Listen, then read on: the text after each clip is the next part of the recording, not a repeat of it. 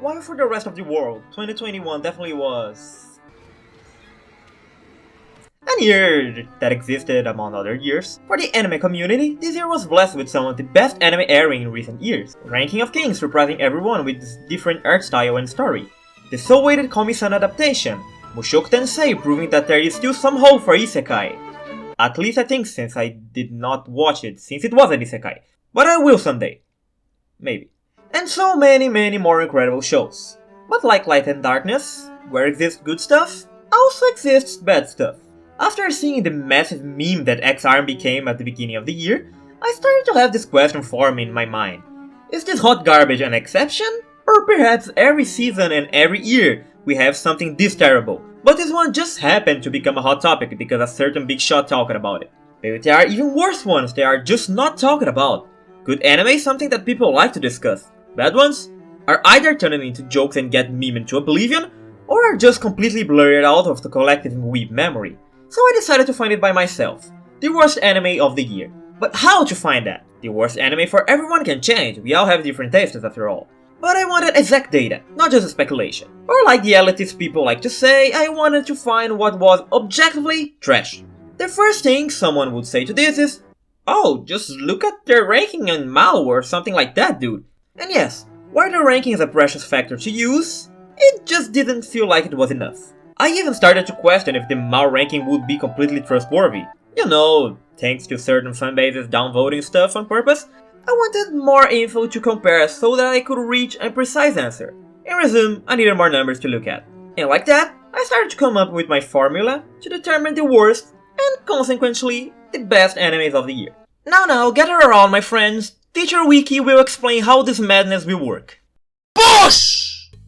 I decided 3 factors that I believe represent best and anime quality. The ranking, the drop rate, and the popularity. Other factors like animation, soundtrack and stuff like that felt too uncertain to use. They are mostly related to personal taste, and in most cases the main 3 factors would include them in some way. But the 3 that I chose had an easy way to get lots of data, which I would use to give or take, mostly take, points of every anime and in the end, hopefully reach something that made sense. Make sure to check the timestamps in the description if you just wish to see the final result of this, because the explanation of the whole process will take a while. First, the ranking. For this one, I would use exactly what its name suggests, the ranking of the animes in list sites, or actually their scores, to set points. I decided to use Mahou and Analyst for this, simply because they are the ones that I know best, and then take the mean score of both. After that, I would attribute points to the animes based on that score, starting at 6, going up or down 1 point for each half. An anime with a score between 6 and 6.5 would get nor lose anything. One between 6.5 and 7 would get 1 point, between 7 and 7.5, 2 points, and so on. But why go negatives after 6 instead of 5? This may be just my own opinion, but if I see an anime that has less than 6 as a mean score, I really don't think it's worth watching, unless someone has recommended it to me, so I thought it was fair. Second, the drop rate. About the score, I was not sure initially how to get the data for it, but I remember that Analyst had this, the number of people that left an anime in its status. While I would have preferred to use something like that from Mahou, I did not find this kind of thing there, but this will do the job as a sample. To calculate this, I used just the completed and dropped numbers to see the percentage that the drops had in the total. I did not use watching on or hold because they are kind of an uncertain value. On hold is basically the limbo of anime, and watching can either turn into one of the other 3. The person there still doesn't know what it fully thinks about the anime. The only exceptions were the still ongoing stuff like Ranking of Kings and Platinum End. For them I used half the number of current watching instead of the completed. After doing these calculations, I also would take, or give, points based on the final percentages. Animes with less than a 5% drop rate would get a point because, well, that's a big feat, right? Between 5 and 10 would get nothing. And after that, they would lose 1 point for each 5% down they went. Keep it in mind that here, an anime with a drop rate above 50 is one that more people drop it than finish, which is quite scary. And finally, the popularity. For this last one, what I did was look into 2 sites that make those anime season weekly popularity pools, in this case, Anime Trending and Anime Corner, and compare how every anime ranked in their first and last useful weeks. If the anime had gone down 5 positions, they would lose a point, and so on for every next multiple of 5. And the opposite would also apply. If they had gone up 5, they would win a point. The reason for these 5s is because, in this kind of ranking, an anime going up or down does not necessarily mean it got bad or good. It could just mean that other animes were more hyped for some weeks. So I gave these 5 spaces as a safe nest. I can see someone saying, what is this flawed? Some animes did not move a lot because they were bad since the first week and people already dropped them. Which is true. So I applied an extra rule here. Animes that had a 20 to 30% drop rate would automatically lose a point at each side score. And the ones that had a drop rate above 30 would lose 2. I also applied this extra rule to the good ones, where one that had managed to be at the top 5 from start to finish and had a drop rate lower than 10 would get 1 point, and 1 more if it had less than 5% drop rate. Lastly, Anime Training had this interesting info showing the peak position that an anime had reached in the season. As I wanted to screw all the animes here impartially as much as possible, in case that peak rank was higher than the first and last ones, it would be used in the place of the first to possibly ensure a minus point. After all of that, I would also get the mean score of both sides to use in the final one. After all of this, I would just sum up the 3 scores and voila, the final score. But before I started this whole process, some limitations on the animes evaluated needed to be done to both make things easier for me and to not lose my mind doing all of this around 200 times. I decided on the following rules for an anime to not enter this madness. Animes that have less than 10k users on Mahou. This one was because animes that fit here are mostly kid shows or animes with such a specific target audience that they would make no difference in this ranking. Or even those weird looking ones that most people don't even know that exists. Sure, there were some exceptions, but I honestly didn't feel like they were worthy of mention. No short anime. No anime with less than 20 minutes of duration per episode would be accounted here, since those rarely get a decent score and are not very popular. No sequences of animes from previous years. This is kind of self-explanatory, but I wanted to find the trash of this year only, not the things that rotted or matured during the years. So no second, third, or whatever seasons. This, however, is not applied to Mushoku Tensei nor 86, since both seasons were from 2021. For them, I made a total me score from both seasons instead. No animes that finished this year but started in the previous ones. Again, same thing as the last one. And lastly, no animes with non-orthodox airing schedules. This one sounds weird, but it is directed to animes that are not exactly seasonal, and instead air in weird periods like monthly or stuff like that. The only animes that fitted this one were Michael-san and that Blade Runner thing that Mahou says is an anime. And OVAs, of course. After applying these filters, I was left with 114 animes. Still a lot, but a bit more manageable. Now with all of that decided, it was time to work. Keep it in mind that I didn't have a lot of free time to do these things to work, so it took quite some time.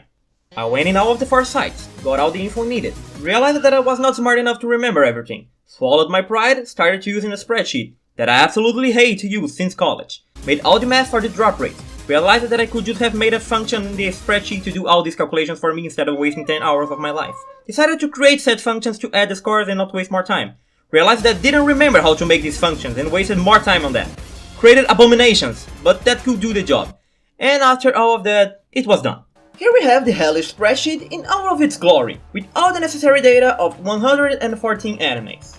I will not be naming every single one here because I don't want this video to be an hour long, but it will be rolling here in the presenting area for you to see.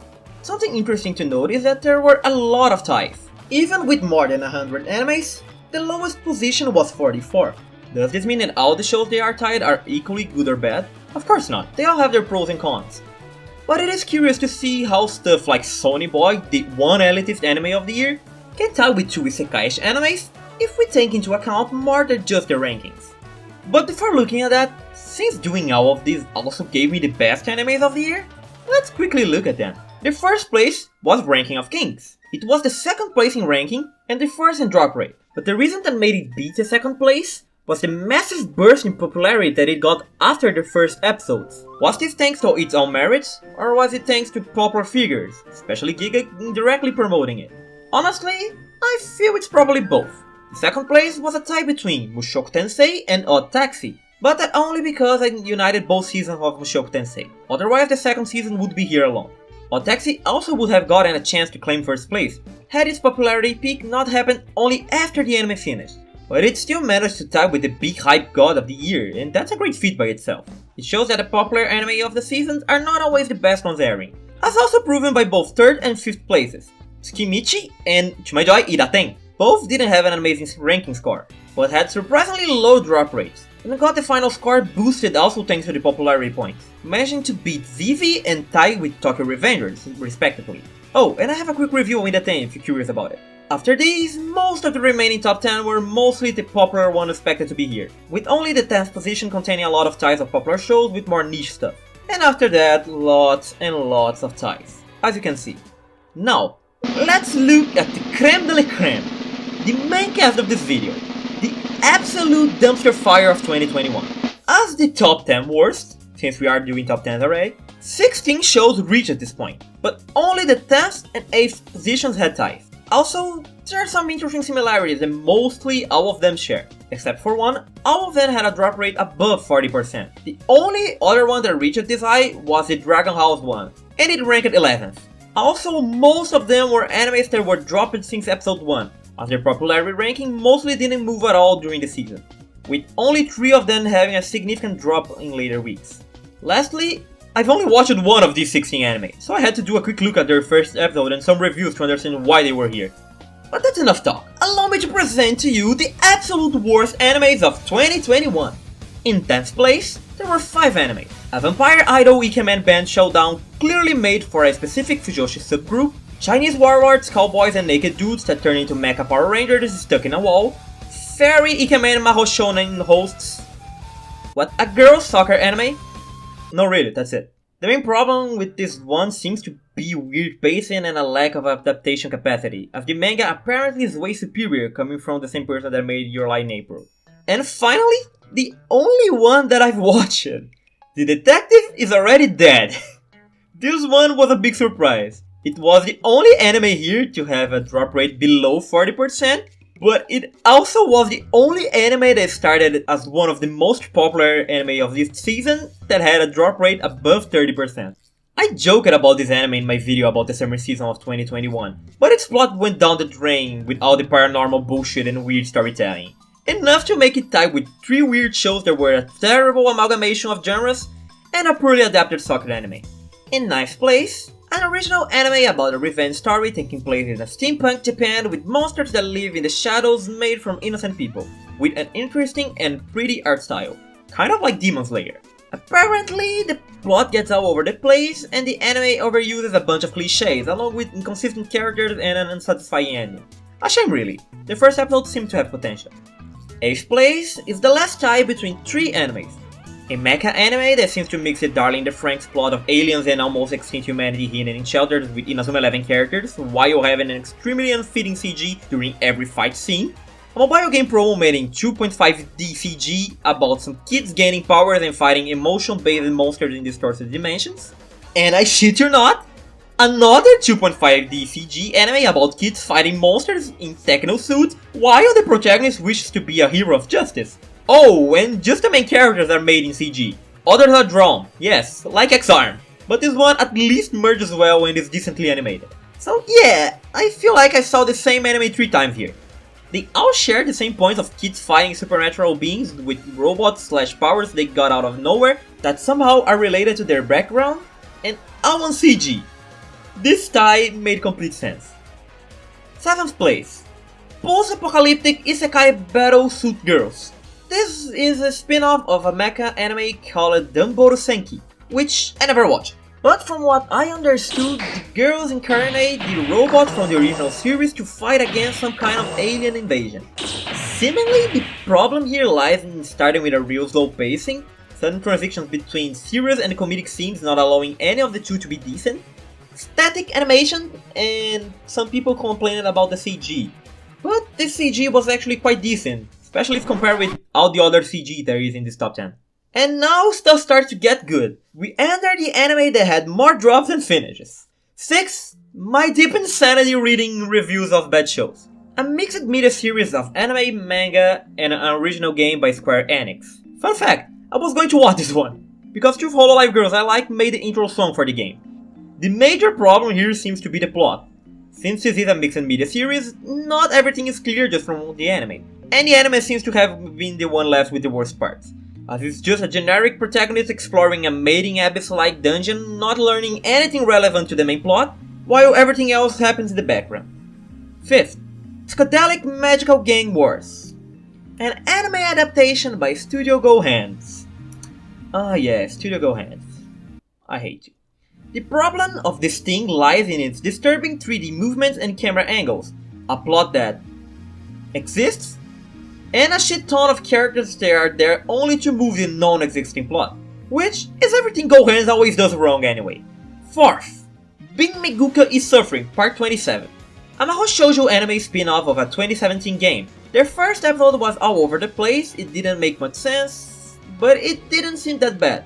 The problems here seem to be the animation quality, every character being more interesting than the MCs, the same confusing storytelling that I mentioned from the first episode, and the fact that it was a 2-cour anime that could have been just one had the plot not been dragged in the first 12 episodes.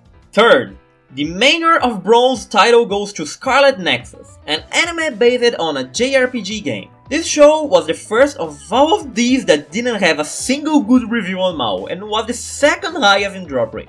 This probably is in part due to it being a 2-cour anime for some reason. The plot revolved around these special cars with psionic abilities fighting brain-eating aliens, which sounds kind of familiar to a lot of other animes that appeared here already. But what made this go plus ultra over the others was the absolute disaster that it was its story. Rushed in such a way that it seemed to have missing pieces, throwing side characters over side characters that only someone that played the game would have the slightest idea of why they are there or why they care for the MCs, also having zero character development and a questionable animation. And finally, the second and first places. You probably know who they are already. And if you are not sure of one, after I say the second, it will be obvious who the first is. So let's just go over them at the same time. Second place, Tesla Note. The mashup of ninjas and spies looking for a European scientist wormhole creator. And to no one's surprise, X-Arm, the one that doesn't need an introduction.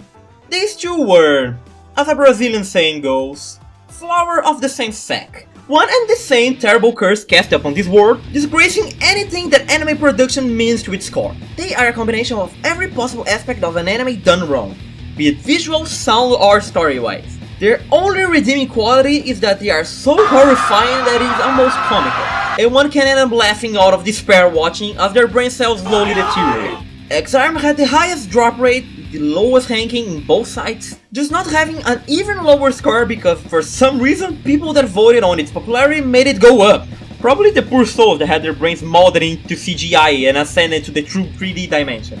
The sole reason that I believe Tesla Note ended up higher than its bastard brother was that people had already built up some kind of resistance to Super Nintendo 3D graphics inserted on 2D animations.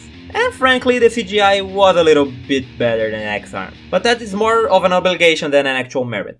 And before wrapping this, I have a special mention to make. Wonder Egg Priority. This was a hidden gem when it aired. Everyone soon noticed how promising this anime was. Yeah, in your spreadsheet it was in the 7th position in the good side, right? Yes, it was!